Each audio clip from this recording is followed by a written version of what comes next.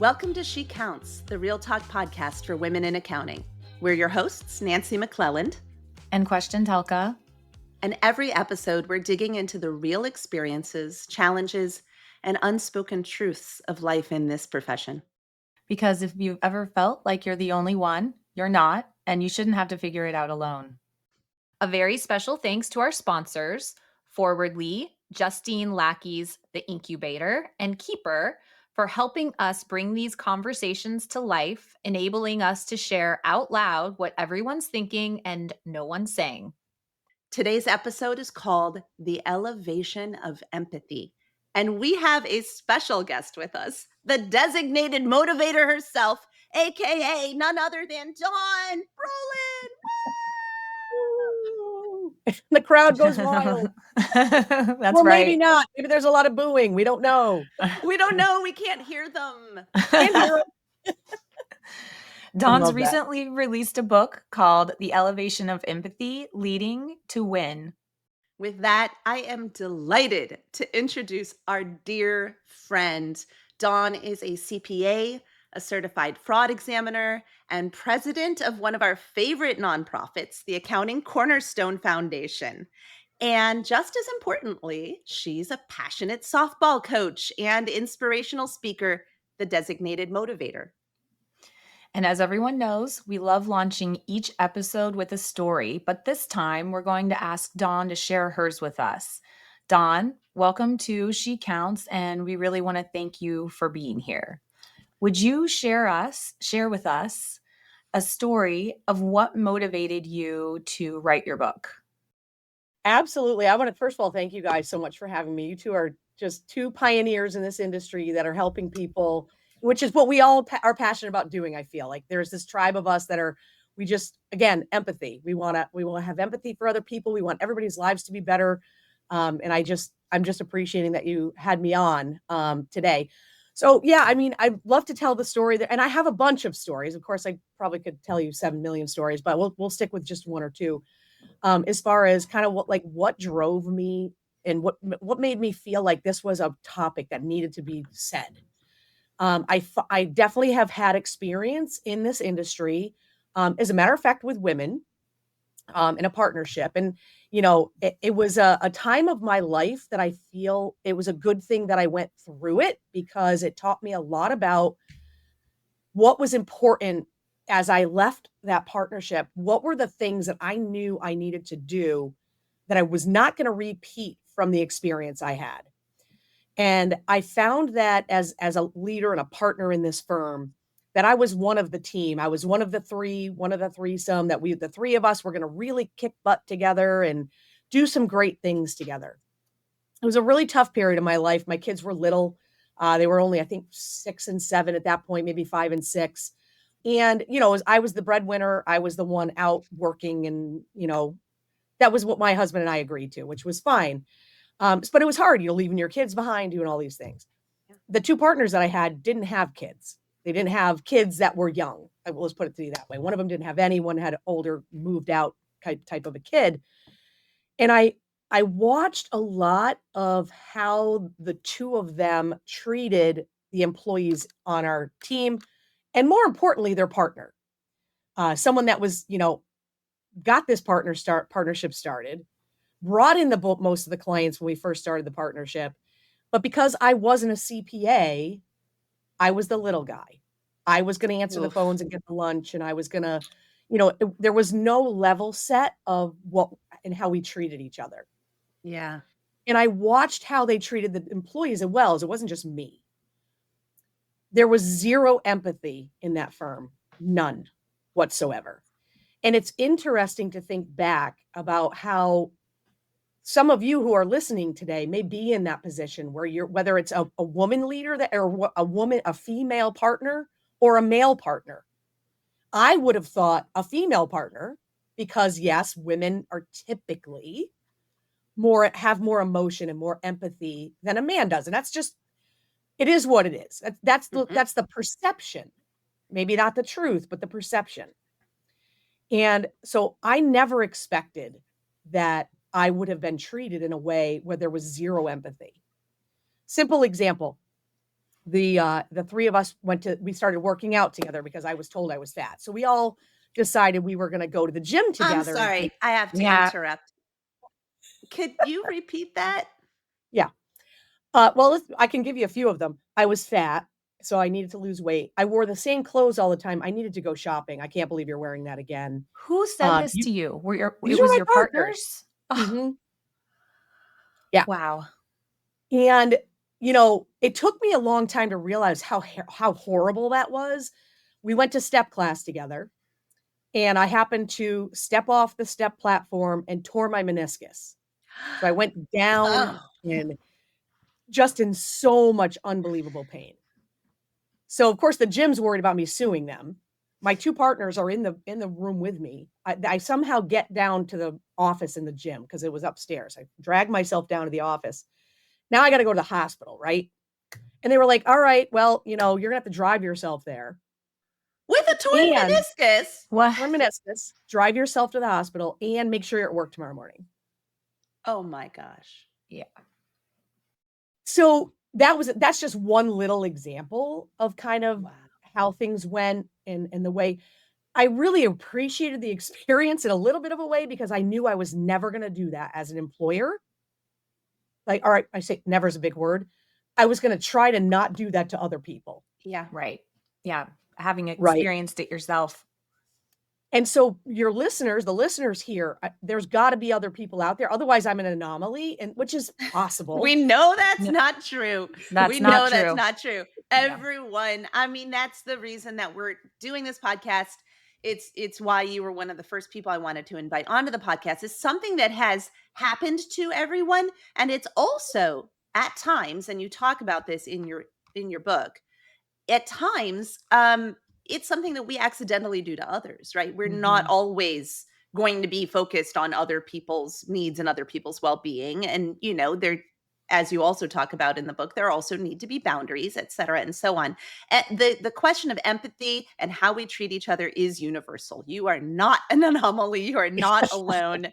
As a matter of fact, we talked about it a little bit last year at Bridging the Gap, Randy Crabtree's amazing conference in our panel, which we'll hopefully have time to touch on a little bit more later. Actually, a tie-in there. I noticed that Randy Crabtree wrote the introduction to your book. You may know that Randy was the one who introduced the She Counts podcast to the world by having us on the Unique CPA podcast. And we're I love endlessly that. grateful to him. What an advocate. We Yes. we love him. Yeah. So the goals Absolutely. of this book, you mention in the book that you wanted to first off provide a pathway for the development of more empathetic leadership, Yes. and secondly, change the way that people think about how we treat others and the impact we have. So, two sides of that same coin. And I'm going to add one to it for this podcast specifically, which is that I want you, Dawn, to please help us help women in accounting learn the importance of celebrating empathy, not stifling it. I know that sometimes women think that to participate in a man's world, they got to crush their tendency toward compassion and emotion. And we want to say, actually, that's a superpower. Tap into it. Yes, we Ha- actually brought that up on one of our prior podcasts because that is something that I have always struggled with is I am a very sensitive and empathetic and compassionate person.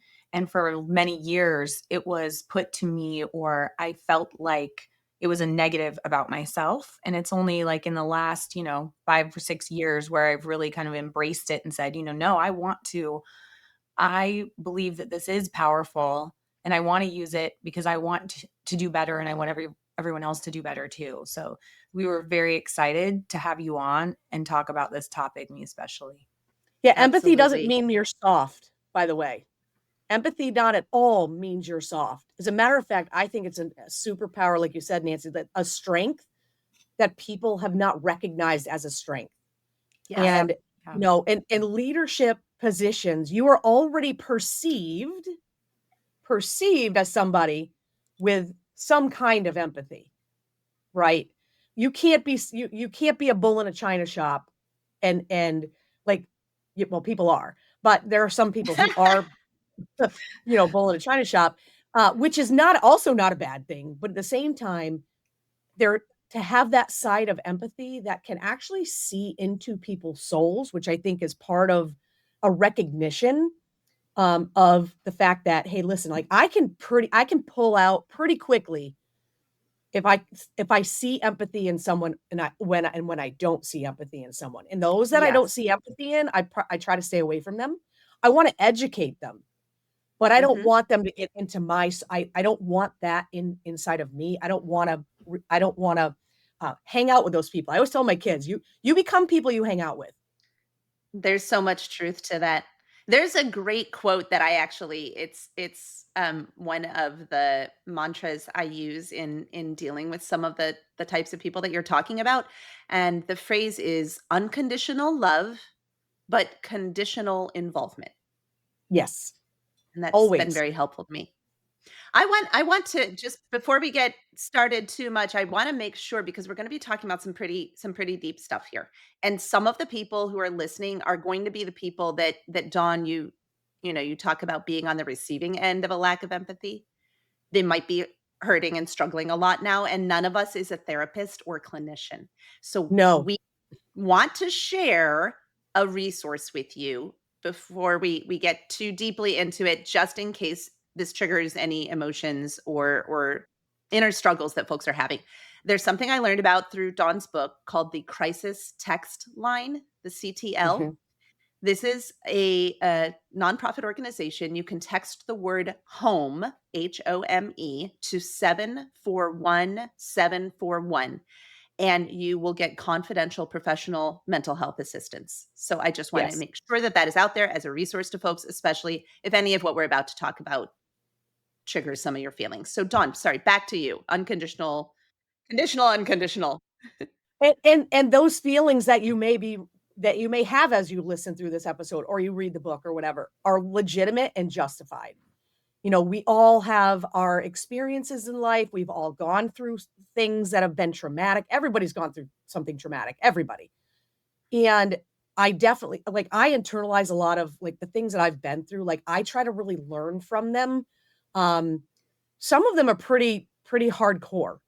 And I think I mentioned a little bit of that in the book in the beginning. The dedication to my mom and dedication to Sarah, who's I'll start crying, but we don't realize the way we interact with people matters. You Absolutely. know, just a simple smile to a person, a simple hello, a simple high five, a simple hug. And I talk about this in the book that you do that with intention.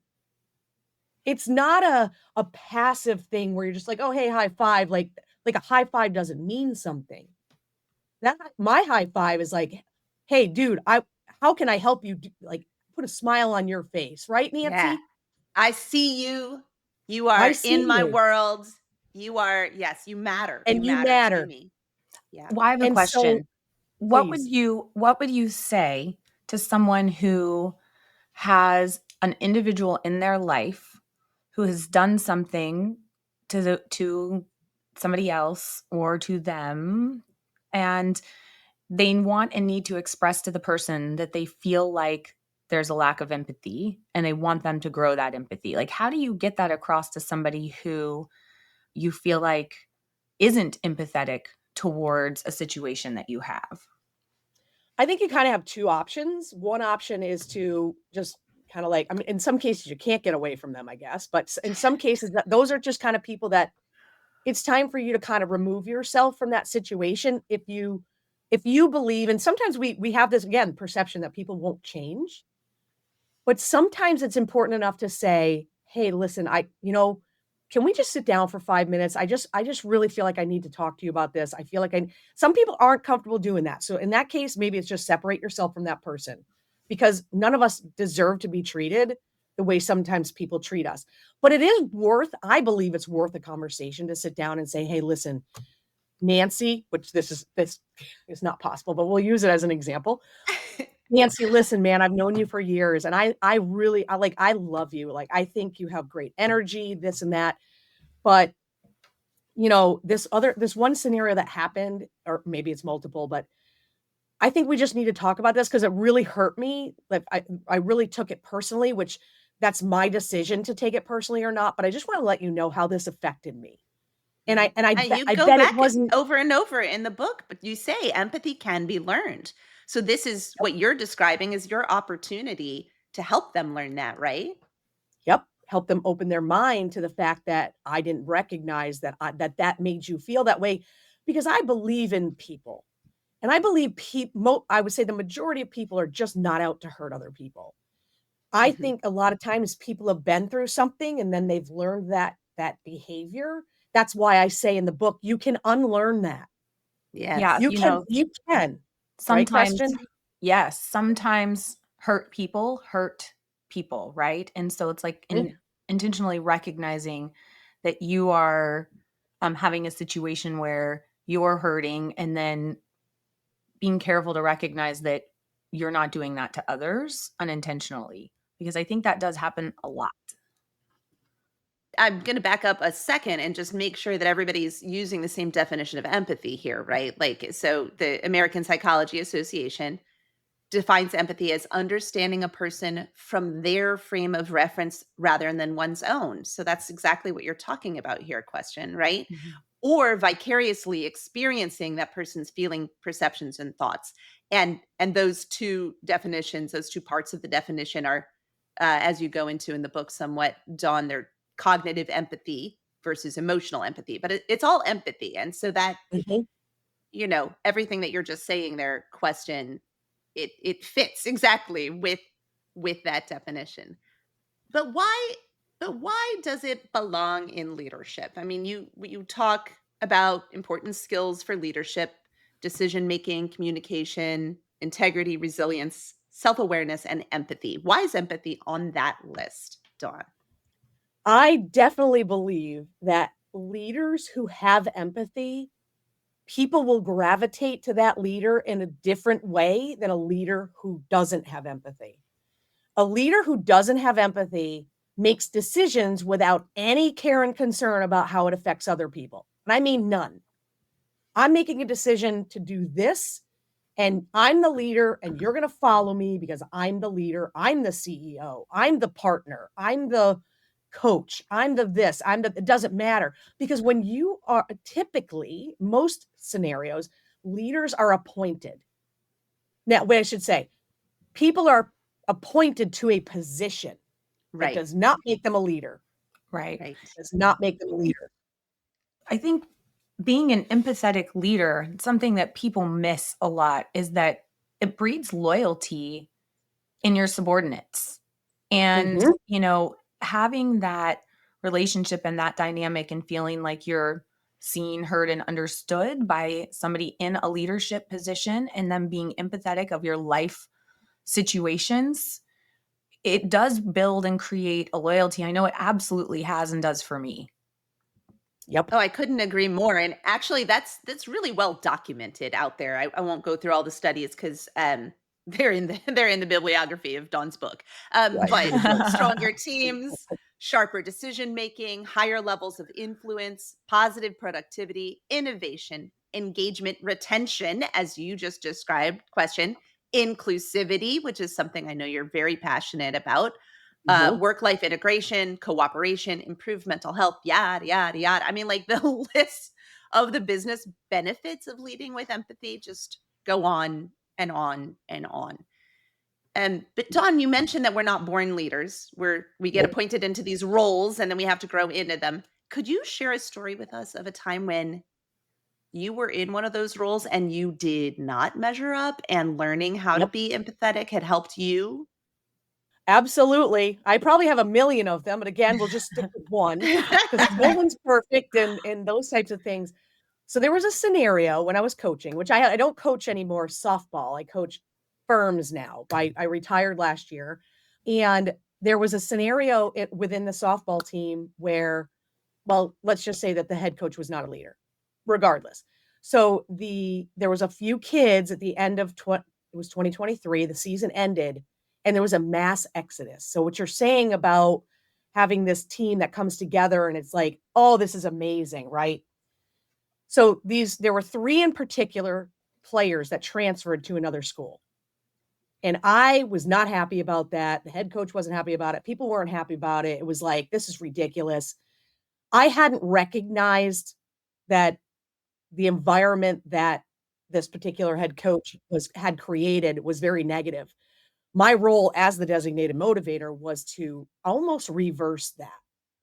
So my role was to make it all inclusive, make everybody feel appreciated, make everybody feel loved, give that empathy to these kids unconditionally. And that's what I did. When these 3 kids left, my empathy went out the window.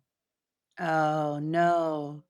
And that's 'Cause you were and that personally hurt by it? Because you felt Yep. like they Oh, wow. I was devastated that they left. Now I because I poured my soul into them, and I was like, Right. "You're leaving me?" And I had like, this is an epic fail, and we'll talk about the recovery of it in a second too. So that happened. Then there were some other circumstances that happened over time, and I realized, "What are you doing? You're the designated You motivator realized that about yourself? of myself." I was like, "What is wrong with you? Like, there's a Aw, that's a problem here." little harsh. But I was like, "You are somebody who loves and gives and cares and has empathy and all these things, and because of a situation, you tore it away from them." And that was so wrong. Well, we're not perfect, right? And you had the self-awareness there, I'm sure, and to take a moment and think about it, right? And I stepped back about a year ago. This is like fresh stuff. Part of this is again Oof. a piece of why I wrote this book because of myself. I didn't tell the story in the book, but I I went to each one of those 3 kids and I apologized. Oh, And good I for you. said, "I want you to know something. This is a epic fail on my part, not yours. I this is a whatever, like all the things." And now we constantly are texting each other because I knew it was my fault.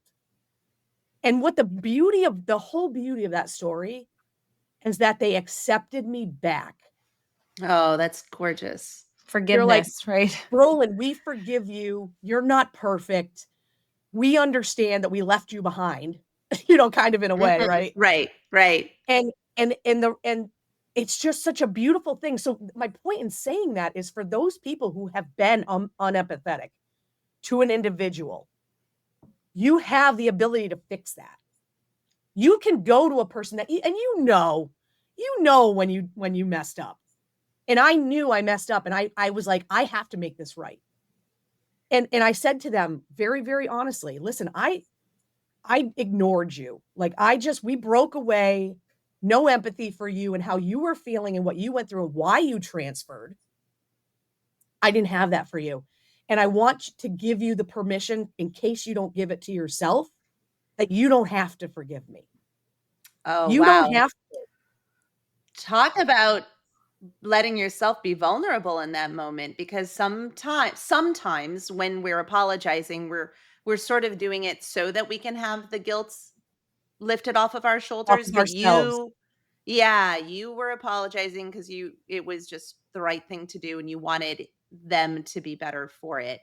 Yep. Right. Wanted them to feel better rather than make yourself feel better, and I think that's what really makes a difference to someone else. Yep. So they sensed It, your sincerity. They found it in themselves to forgive you. You're a yep. better leader as a result. It will probably make them better leaders in their lives because they saw you being mindful and recognizing, what you did that was wrong. They saw you cultivating that humility and stepping outside of your comfort zone. Those examples will probably stick with them because they were treated in a way that resonated. Yep. So you also cover some tools and practices for building empathy in the book. Can you share what some of those are with us? So I think there is a great list. Sure. And like the first one that I have on the list is practice mindfulness to build awareness. This is something that I really work on. And it's something you work on, like we said. I mean, nobody's born and goes, they're in 5th grade. And I see some of these TikToks and they crack me up. Kids graduating from 5th grade. I want to be a gas station attendant. Like you're just cracking up, right? It's just so funny. They don't know. They don't know what they wanna be, right? I've not seen one of the TikToks where it says, "Oh, mommy, I wanna be a leader." Like, that's like it's not like you know what I'm saying? So, but people because people have to learn. So, part of one of the practices that I try to really fulfill is that awareness. When I am talking to someone, I try to be very present in that conversation, and it's not easy to do. I don't know if you guys agree or Oh, disagree, but yeah, if I'm the worst places are at conferences, to be totally honest Yeah, with you. conferences because we absolutely. at a conference you want to see everybody, but there are potentially, 1,000, 2,000 other people there. And You want to see them distractions. all. So many Mhm. distractions, Yeah. and it's really hard to get one-on-one focused time with Yep. anyone. Well, and I've talked about having ADHD, and it's like if I'm at a conference and I'm trying to be focused in a conversation and then there's 20,000 things happening around me, I have a really hard time, like, staying present in that moment. It's Yep. very difficult. But that goes back to what you were just saying, Dawn. It's a practice. It's you're practicing mindfulness. You're not saying I am an expert at this. My therapist and I call it going meta because you have to take yourself out of the situation and sort of look at yourself in it, and it's hard. It is hard.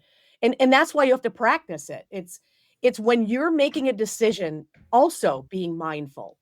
When you're making that decision, how is this gonna affect these people? Is it good? Is it bad? Well, if it's gonna be a bad consequence for some, really great for others, how do I mitigate these handful of people where I know it's gonna be negative for them? Do I maybe approach the conversation with them differently than I would with somebody that I know is gonna win from this? That's real mindfulness of how our other people are feeling.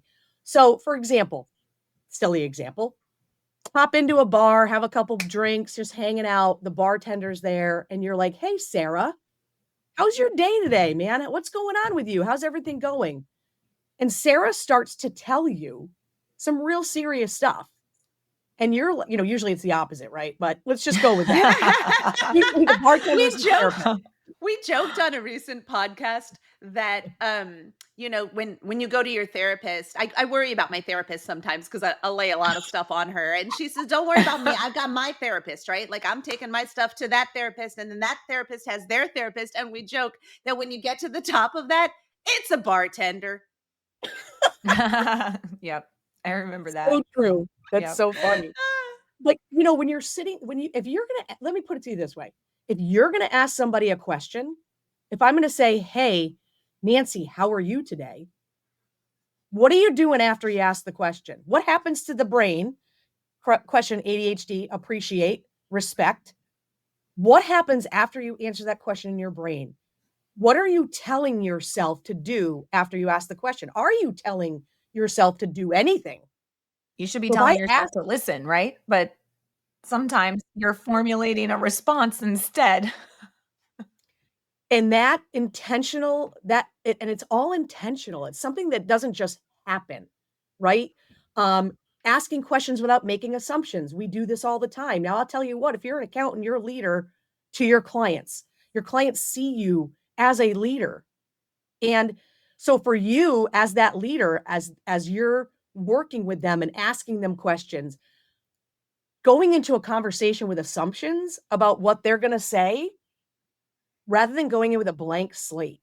This is I'm a not gonna make hard one. This has hard. been really hard for me. I'm getting so much better at it, but it has taken so much intention on my part because I do tend to think ahead and I have like a preconceived, okay, I'm going to have this conversation. This is how it's going to go.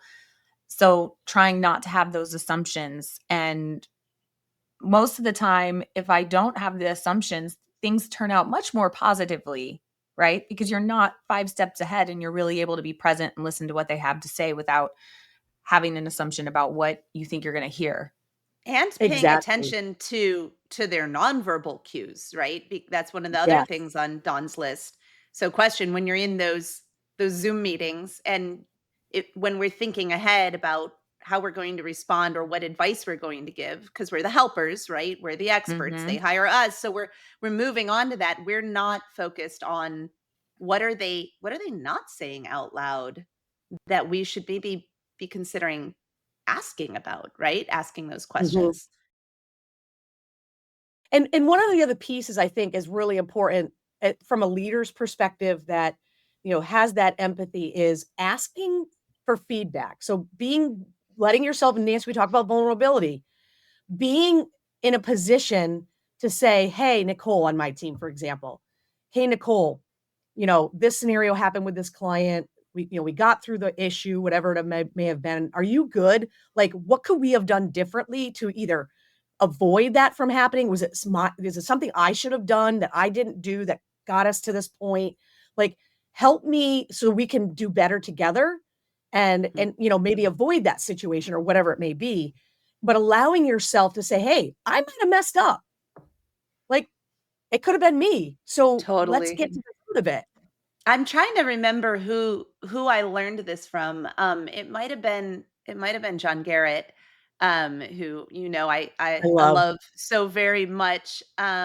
If for anybody that we'll make sure that that's in the show notes. But John Garrett Yes. is the host of What's Your and wrote a book by the same name about doing some of this stuff, about asking people about their lives outside of work. And yes, you're an accountant and anyway, I don't remember who it was. I think it was him who said that sometimes we don't ask for feedback as leaders because we're afraid we will expose our weaknesses to our team members. But guess what? Our team members are already quite aware of what our weaknesses are. We are not giving them any new information by bringing this out into the open. No. No, definitely not. I know that So sounds funny. really obvious, but that was not obvious to me when I heard that. I think it's That also partially because it's so difficult. It's like you wanna ask for the feedback, but it's really hard to hear sometimes, yeah. and so it's like and it takes some humility to be able to sit and listen to what someone has to tell you as real feedback. No, Yeah, it's not easy. it's not It's easy, and I not. and I really think that in some ways, there are people who just don't have empathy. They just don't. They're not interested in growing it. They're not interested in changing. Those people, I believe, should be in, like, manufacturing, where they're just working with equipment because the equipment doesn't care what you say to it. You know what I mean? They shouldn't be Ye leaders, yeah. I think you Yes. need to have empathy in order to be an effective leader, and, that it's almost like someone will say to you, like, "I just really I don't like people." It's like, "Yeah, you probably shouldn't be a leader then." You should probably be working solitary. For real, it's so true, and I think that, I think part of the consequences of the lack of empathy is the worst part. The Mhm. consequences of someone who's in a leadership role. One of my favorite leaders ever, one of my favorite ever, Brad Smith.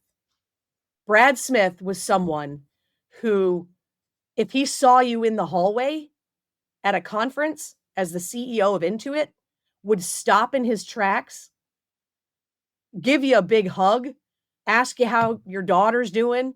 And Brad used to do that all the time. "Brolin, how's Emily? What's Emily doing? What is she Aw. up?" Like, because I believe he truly cares. Look what he's doing at Marshall. Look what he's doing at Marshall University. Like, that is a leader who has empathy, who cares about other people by his actions more than his words. And that is another element of what empathy is when somebody will stop and talk to you and actually listen. Those types of things, that's the empathetic portion because they actually care about you. They don't Yes. superficially care about you because it's gonna give them an advantage, by the way. They care about you because of you, and that's important. Yeah, it's really validating, when that happens because I remember when I first met you, you were so enthusiastic, and of course, you loved my crazy car, my old I checker love it. cab, and We were just talking about that. Tracy and I were just talking about that. I was with her 2 weeks ago, Were you and we really? talked about you and your car. Oh my gosh, that's so funny. Mhm. Um, but it was very like I didn't know if you were just like that with everyone or if you were, blowing sunshine at my where. And it was it went to meet you again and have you remember me and mention the car and tell somebody else the story about that was really validating to me. And sometimes what we need in this world, certainly in this industry, is just to have ourselves validated because we're filled with self-doubt a lot of the time. Sometimes we need our own Mhm. emotions validated. You had mentioned in the book that using empathy to validate someone's emotions can actually be just as helpful to them as taking practical action. And I feel Yeah. like you're illustrating that here. Well, so much of what we need is that often, right? Like, when you call a friend or you call a colleague and you're sharing something that happened with you, oftentimes we're not necessarily looking for someone to give us a solution. What we really want from them is to listen and validate those feelings with empathy and understanding.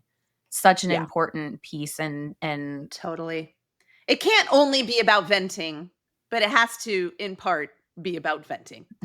Right. Um, which I think is a really good transition to let's talk about empathy specifically through the lens of women in accounting. I found a couple of studies that I thought were really interesting. One in particular was from 2022, found that women leaders are more likely to be penalized for displaying emotions at work, including empathy, while men are more likely to be praised for the same exact behaviors because it's like unexpected or it's humanizing. And which just burns me up. I gotta say, I'll just be honest with that. That was really frustrating.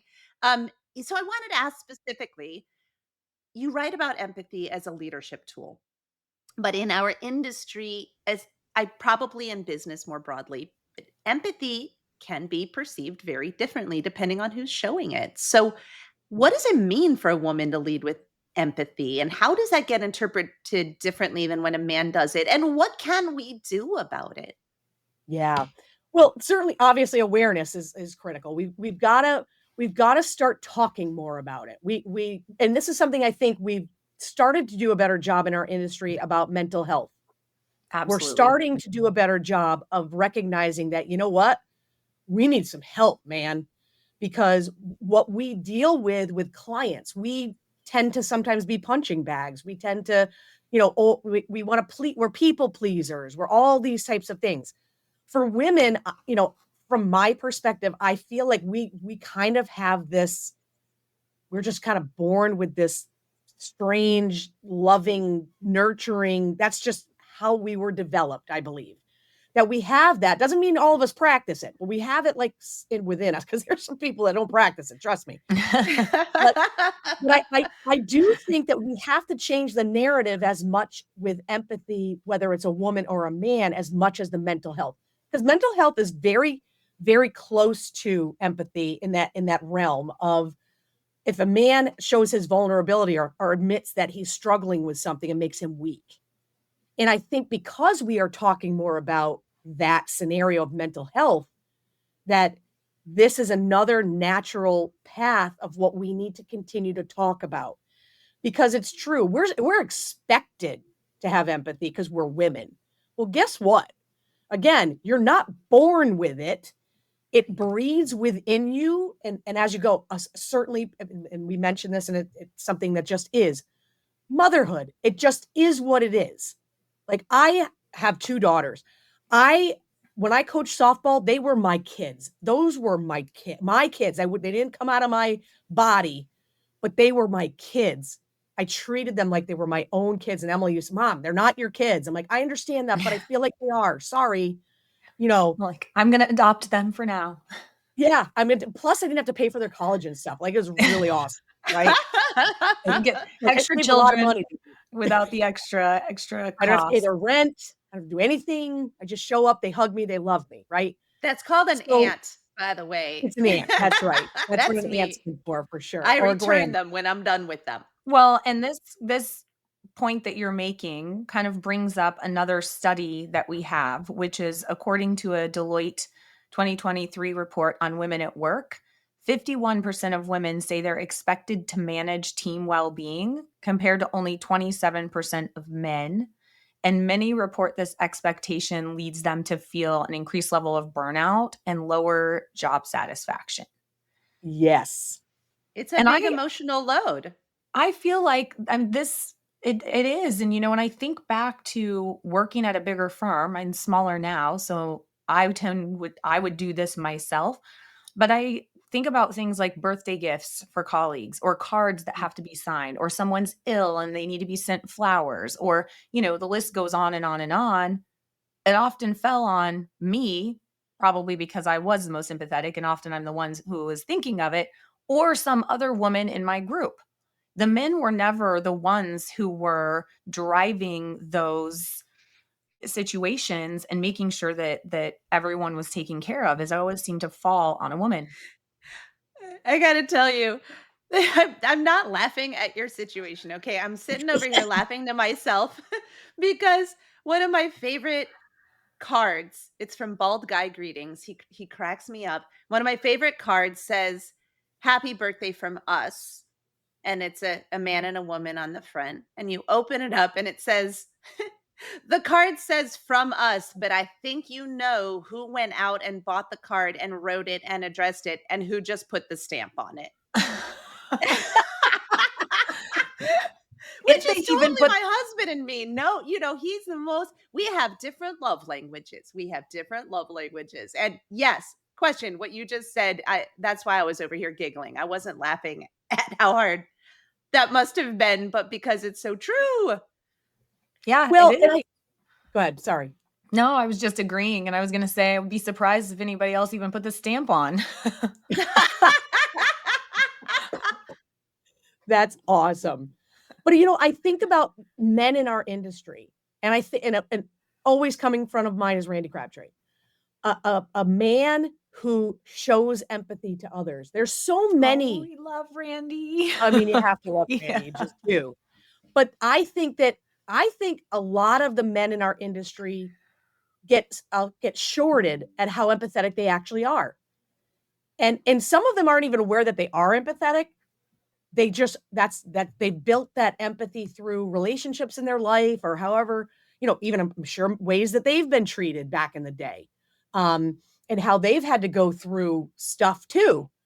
And Yeah. so I think again, just continuing the conversation of how important empathy is in leadership because we're hurt. Some people are out there really hurting people And without even knowing it. without even Not, knowing. I don't think all of it's intentional. I don't think it's an intentional thing. But I think being self-aware is the message we've got. Hey, listen, how you talk to this person and how you talk to that person might be negatively affecting them. And until you're willing, because here it's all about mindset, until you're willing to decide that, yeah, you know what, Brolin, you might be right about something. And yeah, I probably should be a little bit more self-aware about the way I talk to people, or the way I respond, or how I make decisions. You're right. I need to start that. If we can get 5 people to do that, 5 people to say, "Yeah, you know what? I probably should do some inner lookings at the way I am." And it's not easy to do. I mean, everybody wants to think they're good people. I don't believe me, there are a bunch of good people. But you can be a good person and still be not empathetic. And That's I think that that's the difference, that people don't realize that empathy is intentional. It's not something you just get going to school. You become as a person an empathetic person. And I think there are more men than we realize that are empathetic. They're just not being intentional about it. It's Right? interesting you say that because as we've been working through this podcast, there's a very close male friend of mine who's been listening and is a colleague of all of ours and who's been listening to it. And he said to me, and this is going to be an episode because he brought this up, a future episode, that he said, I really want to help women in the field. I really want to help them get into leadership roles. I know there's a problem, but I don't really understand what it is. And if you can help me understand what it is and tell me what I can do, then I'm here for it. And So that's Yeah. so, empathy. That that's is right. empathy right there. And it's cognitive empathy. It's not emotional Yes. empathy because he's not feeling what we feel, but he's looking at what's happening and saying, I recognize logically And he's that there is listening. a problem. He's Mm. listening. He wants to put himself in our shoes. Are we talking about Mike Payne? 'Cause so let's just give him credit Oh for my that. Yeah, we're talking about Mike Payne. Yeah, okay, Mike, we love you. We love you, Mike Payne. Advocacy, Big Yeah, we heart. it's love all you. about the It's hearts beautiful. today. Yeah. Totally, totally. So, Yeah. to go back to what you were saying about, how big-hearted you are and how, like, men might not realize it and it needs to be cultivated more. Women may come to it more naturally, but then they're at risk of burning out because they're taking care of other people all the time. Who cares for the caregiver? And Yeah. this makes me think of a quote, another quote of yours from the book, which is something when I read it, I was like, "Yup, that sounds like Dawn."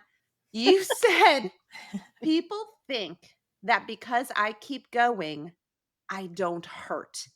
Let me be very clear. I hurt. And I keep going." So let's talk a little bit about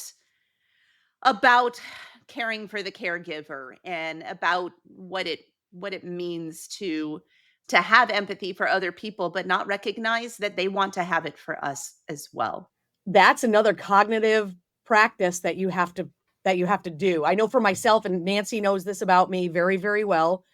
I'm that person who wants to give to everyone else, and I don't wanna bother anybody else with my stuff. But you're right, people do everybody wants to have everybody wants to be treated with empathy. Everybody does, deep down. I'm not a big fan of being treated like a piece of garbage. I'm just not a big fan of somebody treating me like that. I will say that. Newsflash. Newsflash, please Yeah, don't no, treat me like thank you. crap, right?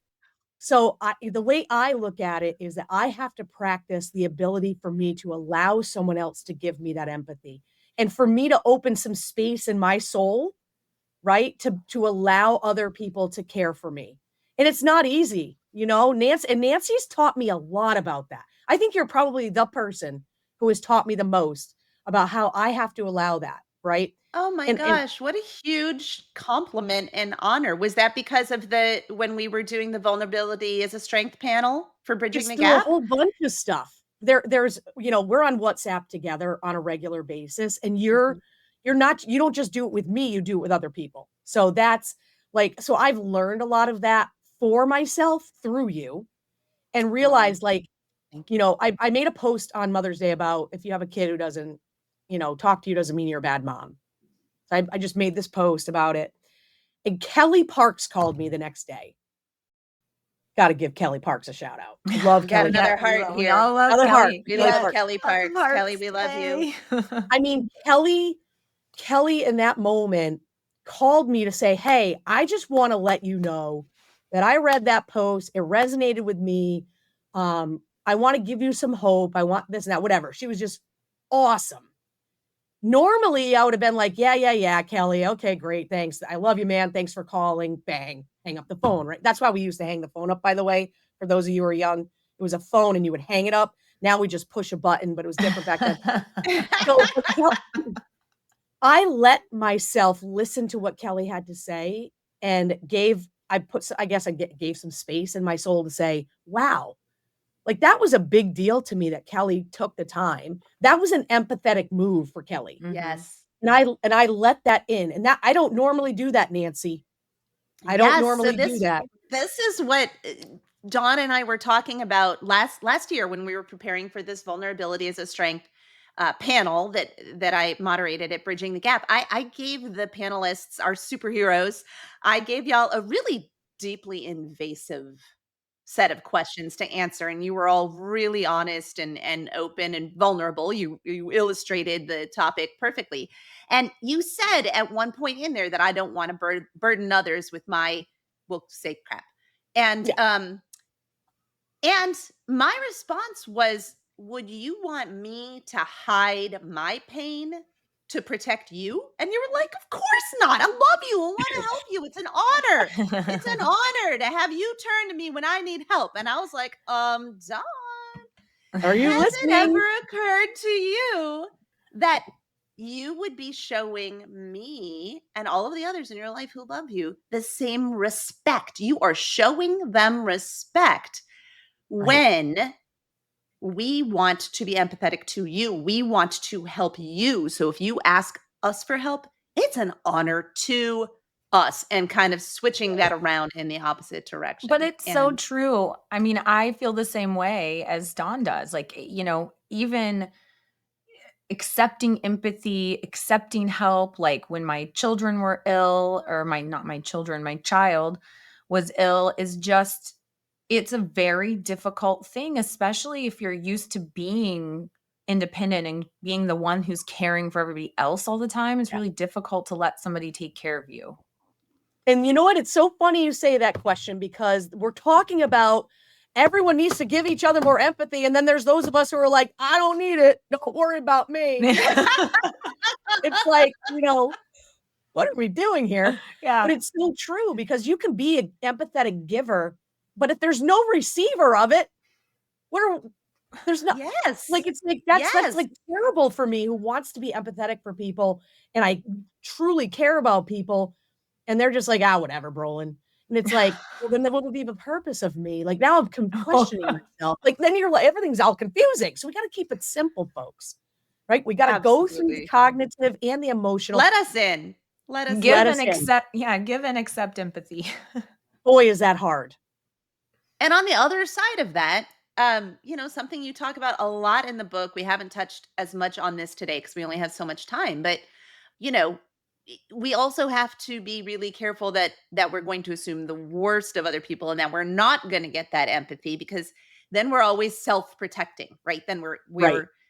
my therapist and I've been working on how I can give others what she calls the most generous interpretation of their words and actions and not assume, benefit of the doubt. It's a way of saying benefit of the doubt. And one of my favorite poems is Desiderata by Max Ehrmann. And there was a quote in it that I thought of when I was reading your book, Dawn, which is exercise caution in your business affairs, for the world is full of trickery. But let not blind you to what virtue there is. Many people strive for high ideals, and everywhere life is full of heroism. So walking that line between being empathetic, accepting empathy, worried that you're going to get the worst of people, protecting yourself in the situation where you might not be getting empathy or you might be the opposite. This is Dawn, this is a lot. It's heavy. This is heavy stuff. And it's interesting too, because I was like, and this is another really difficult thing that I'm really working on. I'm like, oh, I can't believe someone bought the book. And even read it. Read it was even the bigger thing. If someone actually read it, it was like wild to me.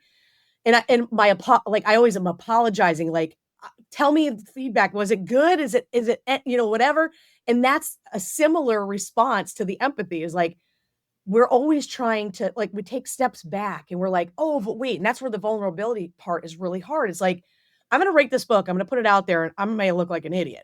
And it's like, but I know this message is important. So you fight with yourself.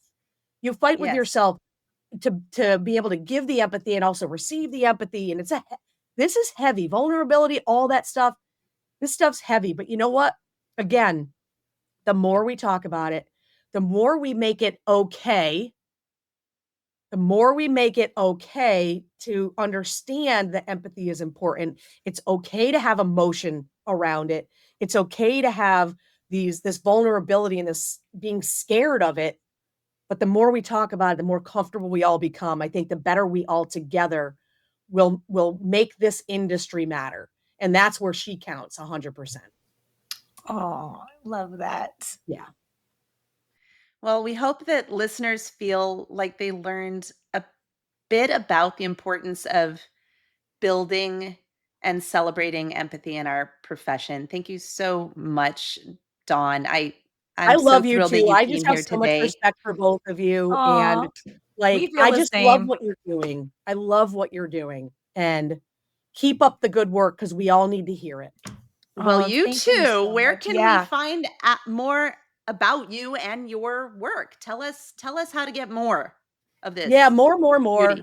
So obviously LinkedIn is the best. It's the easiest. It's the messages are all right there. I can respond to them very easy. It's one method. That way I'm not coming 80 different ways. But I, of course, have the designated motivator website. If you're interested in the accounting side of Dawn Brolin, is dawnbrolin.com. All the things with how I'm trying to help people make a firm of their dreams. And that's something that I'm very passionate about, helping people. And, I'm living a firm of my dreams right now. And I play golf a couple, 2, 3 times a week. I'm going on my boat and I'm helping my clients at the same time. So I'm loving life, and I'm really appreciative of the two of you. And I can't wait to see both of you at all the Yes. conferences that are coming. I Yes. can't wait. Coming up so soon. Yeah, we're so can't wait to hug you. Can't Yeah, wait to sames. hug you. Sames. We appreciate you so much for coming on and sharing all of this goodness with us. This is amazing. And we'd also like to ask listeners to follow our She Counts podcast LinkedIn page and join in on the conversation by sharing under the episode a time when empathy or the absence of empathy has shaped your experience at work. And before we sign off, I want to leave you with a quote by Audre Lorde. This one really made me all tingly. Caring for others doesn't make you weak. It makes you dangerous to systems built on indifference. Love it. So true. Thanks for being here with us on She Counts, the Real Talk podcast for women in accounting.